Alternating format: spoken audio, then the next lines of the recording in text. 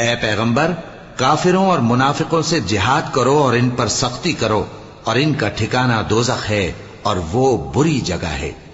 یہ اللہ کی قسمیں کھاتے ہیں کہ انہوں نے تو کچھ نہیں کہا، حالانکہ انہوں نے کفر کا کلمہ کہا ہے اور یہ اسلام لانے کے بعد کافر ہو گئے ہیں، اور ایسی بات کا قصد کر چکے ہیں جس پر قدرت نہیں پا سکے۔ اور انہوں نے مسلمانوں میں عیب ہی کون سا دیکھا ہے سوائے اس کے کہ اللہ نے اپنے فضل سے اور اس کے پیغمبر نے اپنی مہربانی سے ان کو دولت مند کر دیا ہے۔ سو اگر یہ لوگ توبہ کر لیں تو ان کے حق میں بہتر ہوگا، اور اگر منہ پھیر لیں تو اللہ ان کو دنیا اور آخرت میں